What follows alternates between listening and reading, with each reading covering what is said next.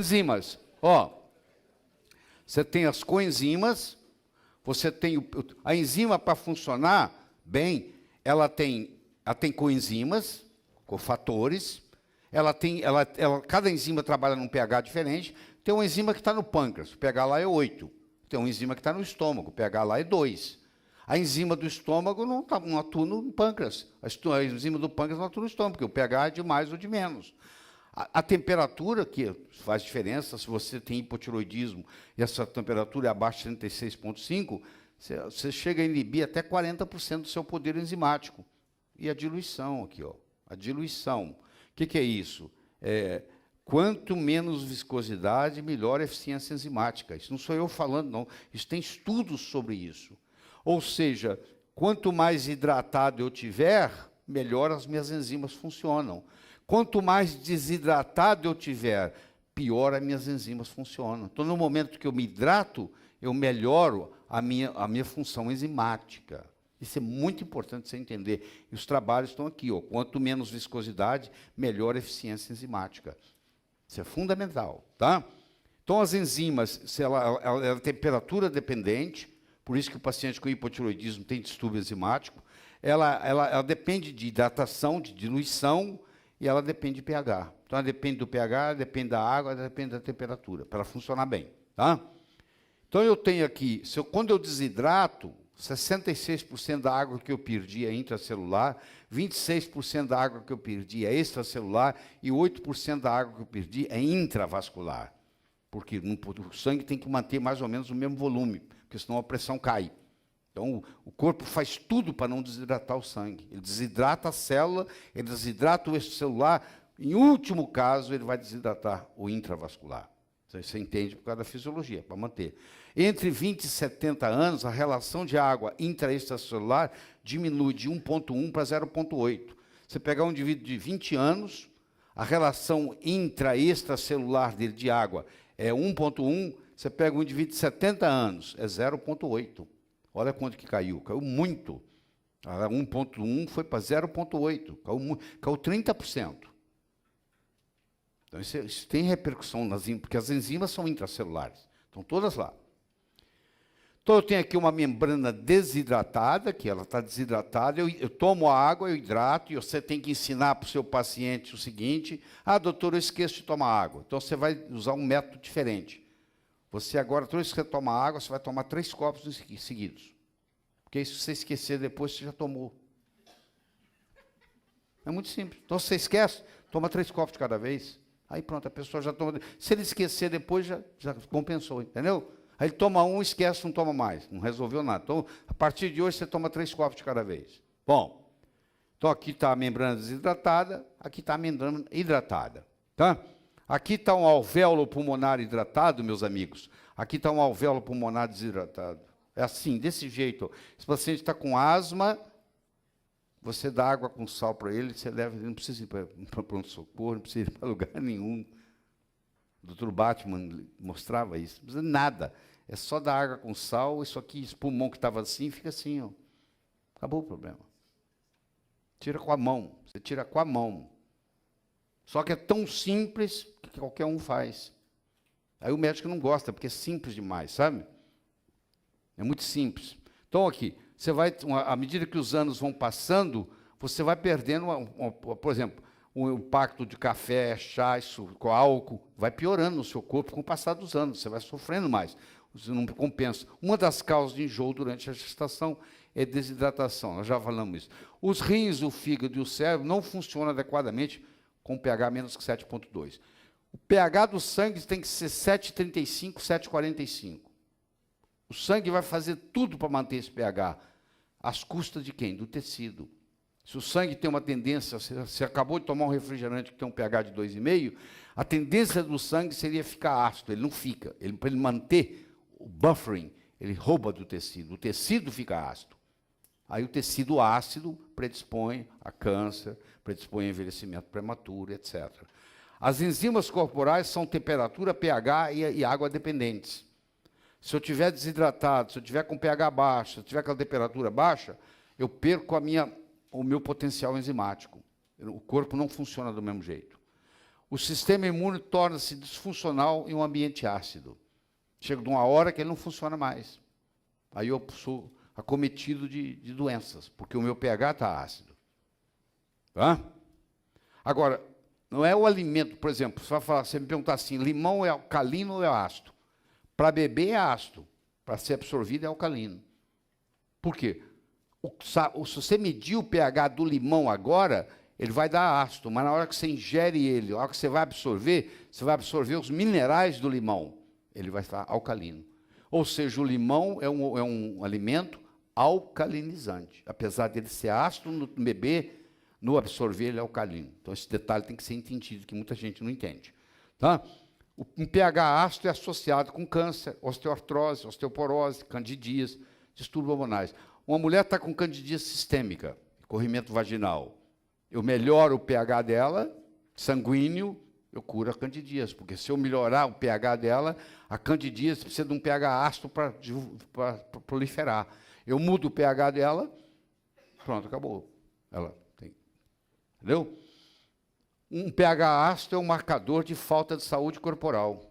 Olha só, um pH ácido é um marcador, isso é um autor que estuda isso também. Você tem um pH ácido, você está dizendo para mim que você não tem saúde. Tá? Alimentos refinados e industrializados, todos os produtos alimentícios que você conhece, nós estávamos discutindo hoje de manhã, que não são alimentos, eles são agentes acidificantes. Tudo é acidificante. Minerais são agentes alcalinizantes. Tá?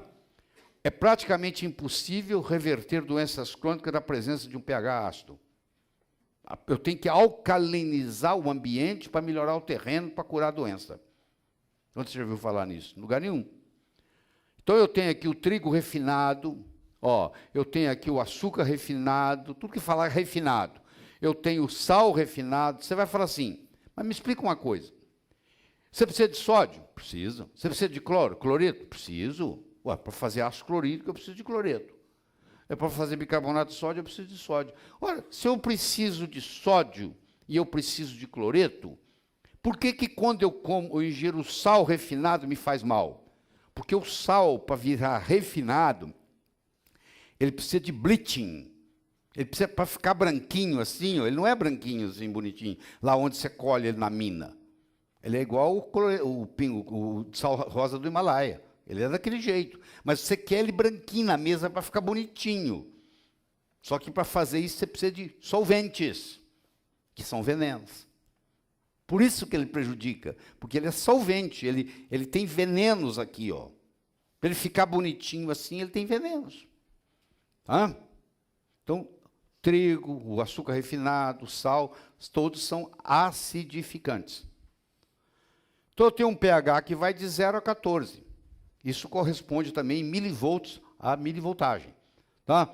Então, eu tenho um pH, aqui eu tenho o pH 7, que o milivolt é 0. Aqui eu tenho menos 400, quando o pH é 14. E aqui eu tenho mais 400, quando o pH é 0. Então, existe uma correlação entre pH e milivoltagem. Então, ali está o pH do sangue, é mais ou menos esse aqui, ó, 7,3, 7,35, aqui, ó. É o pH sanguíneo. Tá? Então, aqui, conhece esse carro? Os carros não são iguais. Concorda? Os sais não são iguais. Nunca mais você esquece. Tá? Os sais não são iguais. Tá? Uma colher de chá. O Dr. Brownstein. O Dr. Brownstein é um especialista em tireoide americano. David Brownstein. Eu já fiz vários cursos com ele, sou conhecido dele. O David Brownstein, ele é brilhante, brilhante. Você pode entrar na internet, assistir as aulas dele, que você vai gostar. O David Brownstein é uma das maiores autoridades em iodo no mundo e uma das maiores autoridades em tireoide no mundo. A menina dele, tem uma filha na época tinha 12 anos, que é a Jessie. Então ela fez um dever de casa e apresentou na escola. E vai ajudar você. Ela pegou uma colher de chá de sal de cloreto de sódio em meia xícara de água. E ela mediu, primeiro ela mediu o pH da água, era 6,4. Aí ela jogou o salzinho lá, e ela está fazendo, 12 anos. Mexeu, Aí ela mediu o pH de novo, deu 6. Ou seja, uma colher de sal de cozinha e meia xícara de água diminui o pH de 6,4 para 6. Aí ela pegou outra meia xícara de água, mediu o pH, deu 6,4, jogou uma colher de sal de marinho celta, igualzinho. O pH foi para 6,8. Tá bom? Então, isso, aí um pH 6,4, se você jogar sal integral, que o sal celta marinho é um sal integral, né, o sal rosa do Himalaia é um sal integral, o sal marinho, flor de sal, lá de Maceió, lá de Mossoró, desculpe, no Rio Grande do Norte, que é da empresa Sinsal, com C, é um sal integral. Se tiver de 36,7, melhor para você. E isso não é agora. O pessoal vem aí, fonte de renda para vocês. Tem que vender, tem que fazer o dinheiro rodar. Não é isso? Bom, aí olha só, a menina de 12 anos está mostrando que o médico não sabe. Olha só, escuta o que eu vou falar. Você vai aprender comigo aqui. O pH foi de 6,4 para 6. O pH foi de 6,4 para 6,8. Agora eu vou te ensinar uma coisa que você não sabe. Um pH de 6 para um pH de 6,8 aumenta 8 vezes. Porque o pH é logaritmo. Para quem não sabe matemática, de 6 para 6,8 no logaritmo são 8 vezes. 8 vezes. Ou seja, se eu usar o pH, usar o cloreto de sódio, eu vou ter um pH, se eu usar o sal do marinho, eu vou ter um pH 8 vezes mais alcalino. Eu vou te mostrar o que é isso, para você entender. O pH, o potencial hidrogênio iônico, é uma escala logarítmica. Logarítmica. O que quer dizer isso? É assim, ó. Eu tenho um pH de 2,5. O de 3,5 é 10 vezes mais. O de 4,5 é 100 vezes mais. O de 5,5 é 1000 vezes mais. O de 6,5 é 10.000 vezes mais. O de 7,5 é 100.000 vezes mais. Um refrigerante tem um pH de 2,5. Quando eu ingiro um copo de refrigerante, eu abalo a minha estrutura hidrogeniônica em 100.000 vezes. Eu só não morro porque o meu corpo tem uma capacidade de buffering muito grande. Ele consegue equilibrar isso, claro, correndo atrás do prejuízo. Você paga um preço por isso. Eu quero que você entenda. Para ir de 2,5 a 7,5 são 100.000 vezes. Para ir de 6 a 6,8 são 8 vezes. Então a diferença é brutal. Brutal na fisiologia. Você usar o cloreto de sódio ou você usar o marinho celta não é diferente se usar o sal rosa do Himalaia, o sal integral marinho de Mossoró, é tudo a mesma coisa, não faz diferença não. É o mesmo processo. A menina de 12 anos está mostrando para você aqui o quanto que você tem que mudar na sua conduta, no seu consultório. Diferença de 8 vezes no potencial hidrogeniônico. Que quem não entende logaritmo não sabe o que eu estou falando. Aí fica me criticando. Ah, como é que foi de 6 pontos para 6,8? Como é que pode ser 8 vezes? Porque é logaritmo. Se fosse de 6 para 7, seria 10 vezes. Olha lá. Se fosse de 2,5 para 3,5, é 10 vezes. Então, o que acontece? As águas também, do mesmo jeito que você não tem um Bentley e um Volkswagen, não é a mesma coisa, os carros não são iguais, os sais não são iguais, as águas não são iguais. As pessoas não são iguais. Você nunca viu ninguém idêntico a você. Mas nem se for univitelino. As impressões digitais são diferentes. Como é que você pode, dois indivíduos que têm o mesmo genoma, se você tem um irmão idêntico, univitelino, não chama idêntico mais, mudou de nome, é hormônio, porque na realidade não pode, às vezes não é idêntico, é univitelino, você não tem a mesma impressão digital que ele. Sabia disso? Tendo o mesmo genoma. Porque um ficou numa posição no útero, a outra ficou na outra. Se você ficou numa posição mais irrigada do útero do que o seu irmão univitelino, você vai nascer um pouquinho maior que ele, um pouquinho mais forte, um pouquinho mais inteligente. Né? O que eu posso fazer? Não posso fazer nada. A mulher faz um aborto, acha que não é nada. Faz uma curetagem do aborto. Naquele lugar que ela fez a curetagem, no útero, aquilo lá virou uma cicatriz. Agora ela tem um filho, implanta um óvulo ao lado daquela cicatriz. Aquela criança agora vai nascer doente, fraquinha, débil, porque ela fez uma curetagem há muitos anos atrás e agora ficou a cicatriz dentro do útero. E por azar dela, o óvulo implantou ao lado da cicatriz. Tem um fluxo sanguíneo melhor. Tudo tem suas consequências, tá bom? Pensa bem antes de fazer, porque tem consequências. Bom, eu tenho aqui, ó, a coluna. Está vendo aqui o disco intervertebral? Aqui. Sabe esse disco aqui? 80% dele é minerais, ao todo. 70%. Pega um paciente com problema de coluna, de disco, e manda ele tomar 9 copos d'água por dia com sal. Vou te mostrar quanto de sal que é daqui a pouco. Aí ele fala assim, doutor Carol, acabou minha dor. Eu não tenho mais dor na coluna, doutor. Como é que pode? Eu curei com água. Se eu conto para os outros, ninguém acredita. É claro que você... Aqui, 80% do disco, aqui, esse disco estava achatado. Agora ele hidrata, pronto, acabou, não tem dor. Aquela compressão do nervo acaba. É física. É tão fácil entender isso, pô. Hã? Você vai cobrar por quê? Porque você sabe isso e ninguém sabe. Eu vou te dar água. Mas ele só me deu água e cobrou. Mas ele sabe por quê? O cara, ninguém te deu água, ele te deu. Ele sabe o que está fazendo. Pô, você tem que cobrar, meu amigo, é pelo seu conhecimento. Entendeu? É pelo seu conhecimento. Isso tem know-how, isso tem preço. Não tem nada que tenha mais preço que know-how. Então tem um know-how. Só de você olhar, você matou a charada. Só. Pronto, acabou. Tá? Então, a desidratação causa asma, a desidratação causa alergias. Pega os seus pacientes alérgicos, você vai perder todos, que vai tudo sarar. Causa hipertensão, causa constipação, causa diabetes tipo 2, causa doença autoimune, pelo que ela come a geleia real. Porque quando você está desidratado, a primeira coisa que é liberada no seu corpo é a histamina. O problema é todo na base da histamina. Liberou histamina, histamina desencadeia asma. Não existe asma sem histamina, não existe alergia sem histamina, não existe dor sem histamina. Então, olha, na hora que eu hidrato, ó, eu curo a asma, eu curo a alergia, eu curo a dor crônica.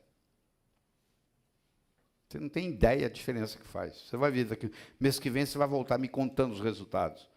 Ó, tirei o analgésico da minha mãe, não precisou mais. Tá? Então, a dor. Por que dá dor? Dá dor por causa da lesão, dá dor por causa da infecção, e você não sabia e vai saber agora, dá dor por causa da desidratação. Essa é a principal causa de dor crônica. Não é lesão nem infecção, é desidratação. Por isso que cura. Ai, ai. Então, aqui, você está vendo aqui essa estátua, então esses pombos aqui em cima dessa estátua, você já viu que pombo nunca vem sozinho, né? Eles andam em bando, né? Vem junto, né? Pois é, eles fazem cocô aqui em todo lugar aqui, ó. E aí eles destroem a estátua. Por quê? Porque o DNA nuclear é alcalino, e como as estátuas, e também vulneráveis aos efeitos corrosivos da acidez. Eles vão fazendo cocô aqui, ó, e vão corroendo a estátua. Muitos anos vai corroendo, vai estragando. O DNA também é alcalino. Quando cai a acidez no DNA alcalino, faz mutação, faz lesão. Tá? Então, a desidratação do sangue, o hematócrito é 3 vezes a hemoglobina. Então, vamos supor, se eu tenho a hemoglobina de 17, o meu hematócrito tem que ser 51. Eu pego a hemoglobina e multiplico por 3. Agora, você imagina se eu tenho uma hemoglobina de 17 e um hematócrito de 53. Pronto, eu estou hemoconcentrado. Se você pegar a hemoglobina do seu paciente, multiplicar por 3, e ela der maior do que da menor que o hematócrito você está lendo ali, esse paciente, você está na frente de um paciente desidratado. Eu sei que o meu paciente está desidratado, quando eu pego a hemoglobina dele, multiplico por 3. E aí deu 53. Deu 51. e ele me apresenta com hemoglobina, com um hematócrito 53, ele devia ter 51. Então, o que ele perdeu água, o hematócrito concentrou. O que é hemodiluição? É o contrário. Eu pego um indivíduo que está com hemoglobina 17, o hematócrito dele está 49. Ele está hemodiluído. Ele tomou demais água. Porque tinha que estar 51, está 49, ele está hemodiluído. Então, eu sei se ele está hemodiluído ou hemoconcentrado. Eu multiplico a hemoglobina dele por 3 e vejo o que está de hematócrito no resultado do laboratório. A urina, quando está hidratado, você faz o xixi, o vaso não sabe que você fez xixi. Ou seja, fica a mesma cor. Não mudou a cor do vaso. Agora, se na hora que você fez xixi amarelou a água, você está desidratado. Ou, às vezes, você tomou complexo B, aí não vale, porque quando você toma complexo B também, a urina muda de cor, tá bom? Quando você está com desidratado, a urina é amarelada. Então, você já sabe como é que você faz com o sangue, como é que você faz com a urina. Então, o que acontece? Aqui está o alcalino, aqui está o ácido. Aqui, no caso, ele está mostrando o mecanismo de produção de dor. É o doutor mostrando. A água, então, é um nutriente, não é uma substância só, é um nutriente, mais abundante no corpo e pouca lembrada na prática médica. Muitos de vocês estão tendo uma aula de água em medicina pela primeira vez na vida. Nunca na faculdade ninguém deu aula para você de água, porque também não tinha ninguém que sabia para dar aula. 60% a 75% do peso é constituído de água. Por que isso? Um recém-nascido, 80% é água. Um indivíduo de 100 anos, 65%, 60% é água. À medida que você envelhece, você desidrata. Você vai desidratando, você vai picando ruga. Isso é que é envelhecer, é desidratar. A água é o mais abundante constituinte do corpo humano. Um indivíduo de 70 quilos tem aproximadamente 49 litros de água no corpo. Aproximadamente 49 litros de água. Somos um aquário ambulante e a medicina só pensa nos solutos, raramente no solvente. Água. Guyton, o seu livro de fisiologia que você estudou. Arthur Guyton, que já morreu também. Morreu também tem poucos anos, ano retrasado. Entendeu? Então, ele está falando aqui. E ele aqui é solvente, ela é mais que solvente, porque também estava desatualizado. O Guyton também não sabia que a água era... Porque esse negócio de saber que a água é um nutriente é uma coisa recente, pela ação da hidrólise. O corpo de um recém-nascido é constituído... Olha, você pega uma criança e um idoso, aí, ó, é constituído de mais de 80% de água. Os jovens, aqui, o corpo de um indivíduo adulto não desidratado é constituído de 69%, 70% de água. O corpo de um idoso é constituído de pouco mais de 50% de água.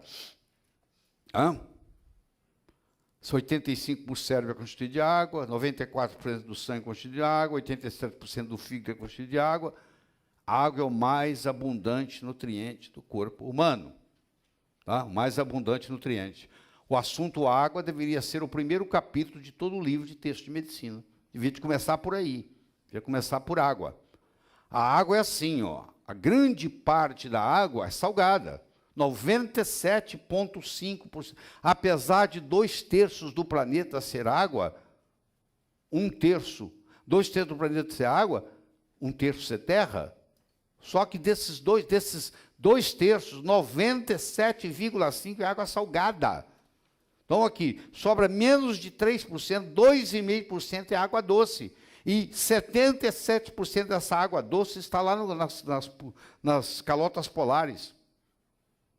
E está faltando água potável para a gente. 0,04% na atmosfera, 22% é subsolo, só 0,36% estão nos lagos e rios. Só 0,36% da água, tá, de toda a água que tem no mundo, e está na forma de água de rio. Menos de 0,5%.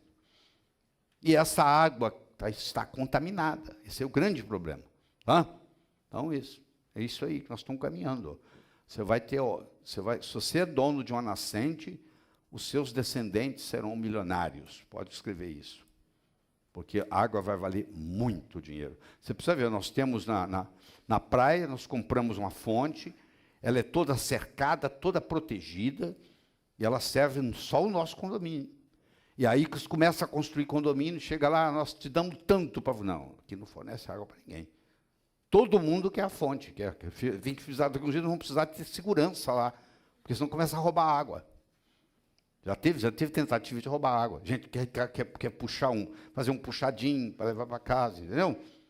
Então, imagina, puxa, faz o gato para levar água. Porque não tem. Né?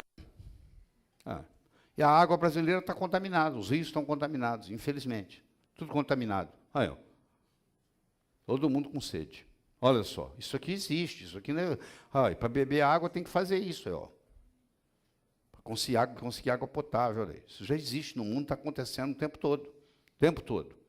Se eu pegar um indivíduo com 70 quilos, que tem 49 litros de água, se eu vir aqui a célula, aqui o interstício e aqui a artéria dele, o intravascular, eu vou mostrar para você que 66% dessa água, são 32 litros, está intracelular. 22%, que no caso aqui são 11 litros, está no interstício. E somente 5,2 litros estão no sangue. O sangue tem mais ou menos 5,2 litros de sangue. Então ela está aqui, ó, 98% é água. Então ela está aqui, ó. Então a maior água sua está onde? É intracelular. É onde estão as enzimas. Na hora que eu desidrato, começa a desidratar por aqui, ó. Depois eu desidrato aqui. Só o último que tem para desidratar é o sangue. Então a desidratação vai nessa ordem. Tá? Então eu tenho aqui ó, o pH sanguíneo, está aqui, o pH sanguíneo, aqui está o sangue, aqui está o intracelular. Eu tenho um pH aqui no sangue, eu tenho um pH ali. Aqui não pode alterar, então eu puxo de lá para cá, usar alcalinizante, para poder manter o meu pH. Com isso, o meu intracelular fica com pH ácido. Então, o sangue, se o meu sangue tiver um pH abaixo de 6,8, eu morro. Se estiver acima de 8, eu morro. Acidose, alcalose, são os extremos. O ideal é 7,3, isso é o ideal. 7,3, 7,4. 7,35, 7,40. Em geral, as pessoas andam com 7,3. Tá? É o ideal, é o geral, o comum. Não pode passar abaixo de 6,8 é morte, acima de 8 é morte. O pH aqui, o ideal seria 7,4. O mínimo, 7,4. Tem que ser um pouquinho mais do que aqui, só que infelizmente não é. Porque como eu preciso puxar para cá, eu sacrifico lá. E isso me predispõe a uma série de doenças. Os mecanismos básicos, ácido básico e a hematose, a muda do CO2 com oxigênio, tudo isso. O oxigênio é alcalinizante, o CO2 é ácido. Tá? Então, eu tenho ali, ó, o potássio também é intracelular, o sódio, como você lembra, é extracelular, o potássio é um íon predominantemente intracelular. Então, quando eu tenho a bomba sódio-potássio, eu faço esse reverso. Eu tenho uma relação também do cálcio com o magnésio. O sal refinado, que é o cloreto de sódio, promove um desequilíbrio intra- e extracelular, levando a uma desidratação intracelular com todas as consequências deletérias. Tá? Porque eu vou fazer o sódio e não vou ter o potássio. Então, ainda tem isso também. Eu preciso de um sal que tenha potássio, que o sal do Himalaia tem. Que o sal rosa do Himalaia tem, que o flor de sal do Sinsal tem, o sal não refinado marinho tem, o sal celta tem. Tá? Todo e qualquer tratamento deve ser iniciado com aumento na ingestão de água, acompanhado da ingestão de sal não refinado. 1/4 de uma colher de café 2 vezes por dia. Pode colocar em 1 litro, pode colocar em 2 litros. Então, o máximo que você pode tomar, que você deve tomar, é meia colher de chá, desculpe, de café, não é de chá, é de café, que é menor. Eu preciso de 3 colheres de café para fazer uma colher de chá, vocês que trabalham com culinária. Está aqui, ó. Aqui. Colher de sopa, colher de sobremesa, colher de chá, colher de café. Eu preciso de 3 de café para fazer uma de chá. Então, eu tenho que usar de chá para medir. O ideal, eu tenho o meu esquema, eu ponho um copo d'água, pego o meu sal rosa do Himalaia, dou 3 rodadinhas. Eu já sei que aquilo, se eu fizer aquilo que eu vou tomar 8, 9, 10 copos por dia, aquilo ali no final do dia, eu tomei o sal que precisa. E a minha pressão é 11/8, 11/7,5. Tá? 11/7,5. Tá? Ali a colher de chá, desculpa, café. Chá é essa aqui. Então, eu tenho aqui o cloreto de sódio, ó, o cloreto de sódio. O sódio vai formar o bicarbonato de sódio e o cloreto vai formar o ácido clorídrico. Preciso. Se eu tenho uma dieta hipossódica por muitos anos, eu tenho deficiência de ácido clorídrico, eu não digiro, não faço a digestão dos alimentos mais, e nem tão pouco eu tenho um buffering para qualquer refrigerante que eu tomar, eu tenho uma alcalinidade de reserva para combater. Qualquer coisa eu adoeço, porque eu tenho uma dieta hipossódica, que é a que os médicos, que você também recomendava até hoje. O paciente vai do seu consultório e diz, tem que tirar o sal, hein? Tá, tem que tirar o sol também. Tem que tirar o sol, tem que tirar o sal, tem que tirar o ovo. Aí vai no lá em Ribeiro, tem que pôr o sal, tem que pôr o sol, tem que pôr o ovo. É o contrário. Entendeu? Então, aqui vocês estão lembrados do portal, né? Retal e, como é que é? Oral e retal é portal, né? Aqui tem a secretina que eu ensinei para vocês hoje de manhã, que é produzido no duodeno e estimula a liberação pancreática de bicarbonato, que é outro mecanismo para entender. Aqui tem uma molécula de água. Aqui. A água é H2O. H2, os hidrogênios estão aqui, o oxigênio está aqui, o vermelho. H2O. Primeiro você tem que explicar o que é uma ligação covalente. O que é covalente? Aqui eu tenho o átomo de hidrogênio, aqui eu tenho o átomo de hidrogênio, aqui eu faço a molécula de hidrogênio. Como que ela faz? Por covalência. Esses dois elétrons agora começam a circular assim, ó. Os dois átomos de hidrogênio estão compartilhando os 2 elétrons de hidrogênio. Ó, isso chama covalência. Um tem outro, eles vão juntar os dois, vão fazer uma amizade, vão fazer uma covalência, e ele roda entre a gente, na forma assim de um infinito. É assim que ele roda aqui, ó. Na forma de infinito. Vamos. Então, fez uma covalência. Covalência, tá? Agora aqui, eu vou fazer aqui agora, covalência também. Você aprendeu o que é covalência? Covalência é quando eu compartilho elétrons. Eu tenho um, você tem um. Vamos rodar os dois? Porque a gente fica mais estável. A gente faz uma molécula de hidrogênio. Vamos. Aqui acontece o mesmo. Aqui vem o oxigênio e fala assim, posso entrar nessa brincadeira? Pode. Então, tá bom, vamos compartilhar elétron? Vamos. Aí eles começam a compartilhar elétron aqui, ó. Aqui compartilha, aí tem o oxigênio aqui e tem o hidrogênio. Agora fez um polar. Olha só, a água é polar, ó. O hidrogênio é positivo, o oxigênio é negativo. Criou um polo agora. Com essa brincadeira do oxigênio entrar na brincadeira, agora ficou polar. Por isso que ela é um solvente universal, porque ela é polar. Então, ela tem um ângulo também aqui. Entra aqui, ó, aqui faz um ângulo, ó. E esse ângulo muda.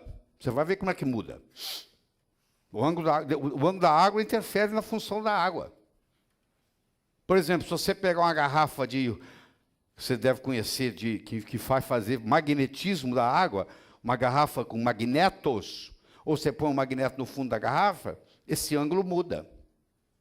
Esse ângulo mudando, muda o cluster, que você vai entender daqui a pouco o que é. E vai mudar a tensão superficial da água, vai fazer a água melhor. Sutil, mas melhor. Sutil, mas melhor. Então, eu fiz uma polaridade aqui. Isso, agora você entendeu a polaridade da água. A água é polar, ó. Ela tem um polo positivo e ela tem um polo negativo. Por isso que ela é solvente universal. Ela é polar. E ela tem um ângulo, que é de 104,5, que é o ângulo que dá entre o oxigênio e o hidrogênio. Só que a temperatura é dependente. Se eu mudar a temperatura, eu mudo esse ângulo. Só que é cluster dependente. Dependendo do número de moléculas que eu junto para fazer várias moléculas para juntar na água, eu mudo esse ângulo. Se eu mudar o ângulo, eu mudo o número de moléculas. O que quer dizer com isso? Não estou entendendo. Você vai entender. Aqui, se eu formar uma água hexagonal, ela já muda o ângulo. Se eu juntar 6 moléculas de água e fizer um hexágono, e chama água hexagonal, que faz muito bem para a saúde, trata inclusive câncer, eu vou para 109,5. Tem hospitais no Japão que trabalham só com água hexagonal para tratar doenças. Tá? Então, aqui, tem a covalência aqui, está 104 graus, aqui abriu aqui e fez o polar. Agora eu posso juntar as moléculas. Se eu juntar a molécula em 5 moléculas aqui, aqui eu tenho uma molécula de água, uma molécula de água, uma molécula de água, uma molécula de água, uma molécula de água. Eu juntei 5. Aqui eu tenho 6, ó. 1, 2, 3, 4, 5, 6. Aqui eu fiz uma água hexagonal, que é a melhor das águas, é hexagonal. Quando eu junto 6 moléculas de água. Aqui eu tenho 5, mas eu posso ter 11, que a maioria das vezes tem. Aí o cluster ficou maior, aí a tensão superficial ficou menor, aí ela tem mais dificuldade de subir nos capilares. Ela é menos hidratante. O ângulo que dá aqui vai determinar se a água hidrata mais ou menos. Tá? Entre uma molécula de água e outra, há uma ligação hidrogênica, que é menor que a covalente, mais fraca do que a ligação covalente. Ela atrai uma ou outra. Essa ligação aqui é hidrogênica. Aqui dentro dela é covalente. Fora dela é hidrogênica. Tá? Ou seja, é fácil de quebrar. Eu tenho aqui uma água que está em hexagonal. Aqui, ó. Uma molécula, o grande é o oxigênio, o pequenininho é o hidrogênio. Aqui. Uma molécula, outra molécula, aqui, uma molécula, outra. 6 moléculas se juntaram aqui. Ó, fizeram um hexágono. Por isso que chama água hexagonal. Ai, meu Deus. A menos 40 graus, a água é 100% hexagonal. Só que você não consegue tomar ela a menos 40. Mas hoje tem tratamentos feito com isso aí, crioterapia. A menos 40. Tem máquinas para curar doenças, as mais variadas. Em crioterapia, pode entrar na internet e estudar. Crioterapia. Cura câncer, cura não sei o quê, com a água hexagonal a menos 40. Tem tratamentos para isso. Divulgados no mundo. Aqui a água hexagonal. Aqui uma molécula, a outra fez 6, fez um hexágono. Tá? Agora, vamos voltar no livro desse cara. Esse cara, ele dedicou a vida dele, 43 anos, só pesquisando água. Publicou mais de 300 trabalhos científicos, publicados em revistas indexadas, revistas científicas, só sobre água. Aí, quando ele escreveu esse livro, eu tenho esse livro dele. Quando ele escreveu esse livro, já li ele várias vezes, de capa a capa. Quando ele tem esse livro, ele fez o seguinte, quando ele escreveu esse livro, ele colocou 270 e tantas referências, todas dele. Ele não usou nenhum outro autor, ele não precisou usar. Nunca vi isso na minha vida. 25 páginas, 272 artigos científicos, todos próprios, todos do autor, ele que escreveu. Então, quando você viu que um cara desse, com 43 anos de pesquisa, com um livro com 25 páginas só de bibliografia, só artigo dele, eu acho que ele deve entender mais do que aquele engenheiro da Sabesp, que pensa que entende de água. Entendeu? Aí, quando eu faço um comentário baseado nele, o engenheiro vai lá e está errado. Esse doutor não sabe nada, não. Ele sabe distribuir água, pô. Tem cada macaco no seu galho, pô. Hã? Aí vem biólogo, que é da piruada, vem físico, que é da piruada. O físico, quando dá piruada, erra na biologia. O biólogo, quando dá piruada, erra na física. E assim vai. Eu tenho que ficar consertando. Eu não tenho tempo para ficar respondendo isso, não, pô. Tem mais coisa para fazer na vida. Hã? Aí, ó. Tá? Ó, 272 artigos. Tudo, eu publiquei a primeira e a segunda página para você ver. Tudo dele. Tudo dele. Você já viu isso alguma vez? Não. 25 páginas de referência, 272 artigos, só dele.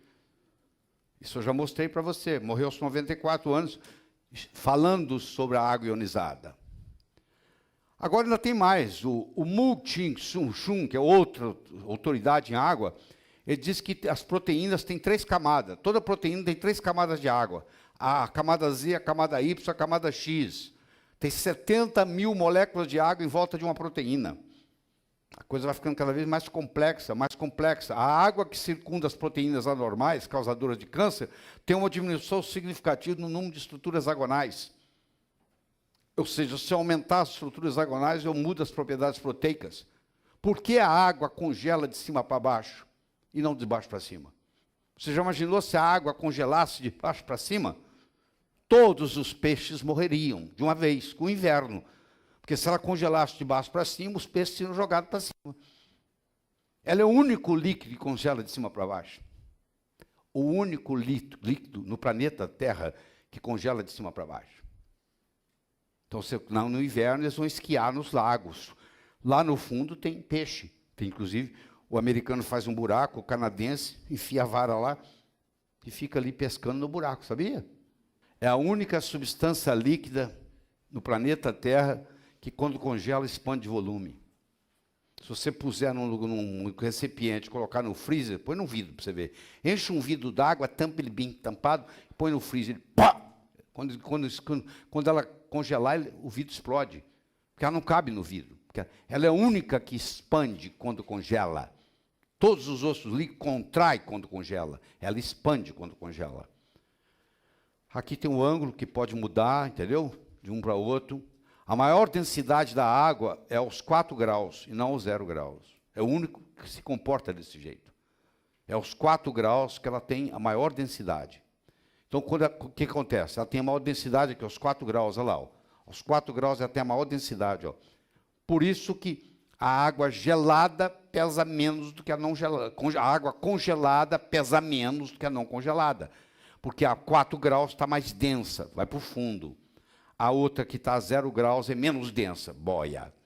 Pronto, isso aqui te explica por que a água congela de cima para baixo. Porque a camada que vai congelando vai ficando em cima, porque é menos densa. E a camada que ainda não congelou vai ficando embaixo, porque é mais densa, porque a densidade máxima da água é 4 graus. Tá bom? Aqui a temperatura.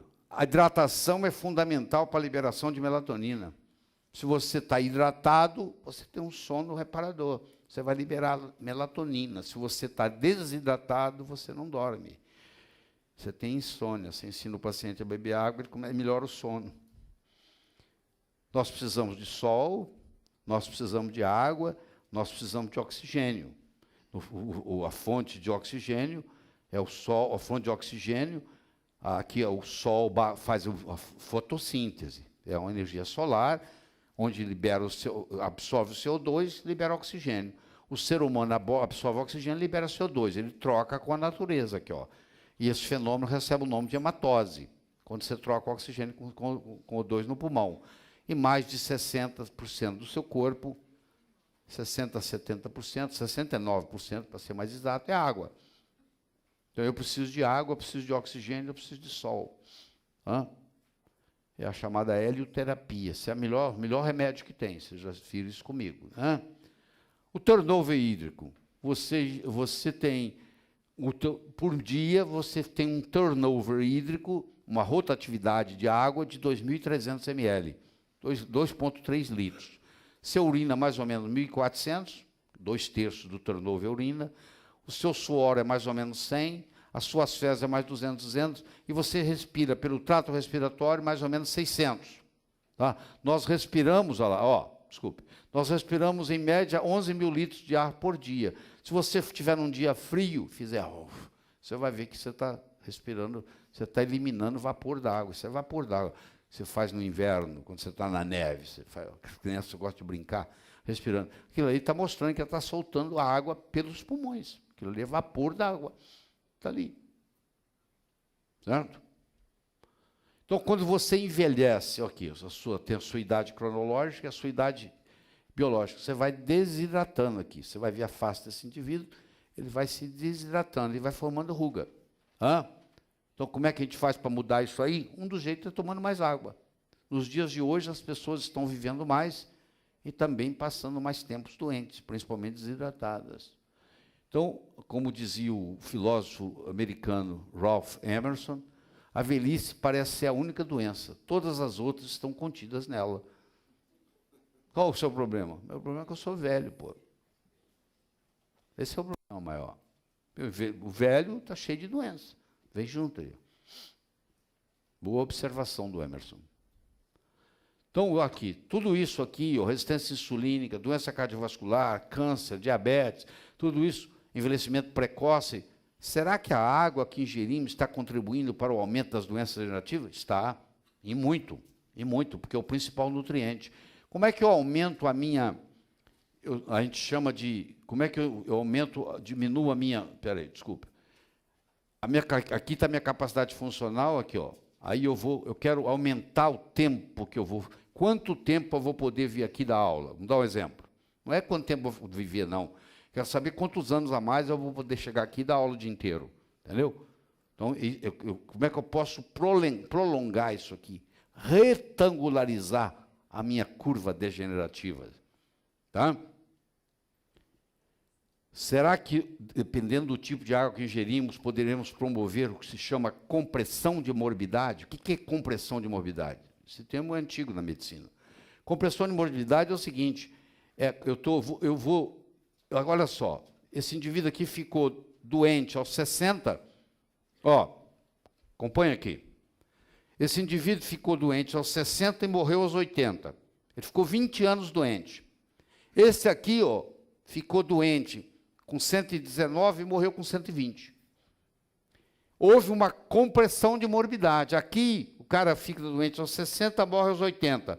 Aqui ele fica doente aos 119 e morre aos 20. Ele ficou 1 ano doente. Esse aqui ficou 20 anos doente. Quando eu consigo diminuir isso, chama-se compressão de morbidade. Eu reduzi a morbidade desse indivíduo de 20 anos para 1 ano. É isso que nós estamos querendo fazer com a nossa medicina. É fazer com uma compressão de morbidade. O cara vai ficar menos tempo doente. Que adianta você morrer com 90, se você ficou com Alzheimer aos 70? Você ficou 20 anos sem saber o nome do seu filho, sem saber onde você mora, sem saber nada. Pô, acho que não vale a pena. Fraldão, eu falei para vocês, não falei para outra turma. Há mês retrasado, nos Estados Unidos, pela primeira vez na história americana, vendeu mais fralda geriátrica do que pediátrica. Pela primeira vez na história da América, dos Estados Unidos. Vendeu-se mais fralda geriátrica do que pediátrica. Mais fraldão, porque o pessoal não tem nem controle esficteriano mais. Então eu posso envelhecer assim, ó, ou eu posso envelhecer assim. A diferença é muito grande. Se eu envelheço assim, ó, eu estou aqui, ó, eu tenho síndrome metabólica, eu tenho hipertensão, eu tenho predisposição a câncer, eu tenho predisposição a acidente vascular cerebral, eu vou fazer uma cirurgia de bypass do coração, etc. Mas se eu envelheço assim, isso é possível? Sim, muito possível, através da medicina nutricional, inclusive usando a água. Toda a água não é criada igual, e a estrutura da água dentro do nosso corpo que determina, em última instância, a saúde ou doença. A nossa saúde pode ser melhorada através da melhoria da qualidade da nossa água, e doenças podem ser realmente tratadas com água. Isso é totalmente novo para você, totalmente novo. Aqui, eu pego aqui um indivíduo que está com rolô. Isso aqui é microscopia de campo escuro, que vocês vão ter aula sobre isso no futuro. E aqui tem um fenômeno rolô, onde as massas estão todas em empilhamento. Aqui, a pessoa toma 3 copos d'água, espera 10 minutos, faz a microscopia de campo escuro de novo, olha a diferença. Aqui, o efeito rolou, passou, acabou. Aqui, as massas separam, cada um levando seu oxigênio. Como é que você vai levar o oxigênio? Aqui, ó. Tem jeito. A pessoa desidratada está assim, ó. 3 copos d'água faz isso na pessoa. Você mostra isso para a pessoa, ó. Você está desidratado, você toma 3 copos d'água, olha a diferença. Aí a dor vai embora. Aqui eu estou liberando estamina. Aqui eu paro de liberar estamina. Então, a desidratação, além disso, ainda tem os minerais importantes na história. Tá? Porque a desidratação, ó, ela faz você perder zinco, magnésio, manganês, selênio, cobre, cromo, molibdênio.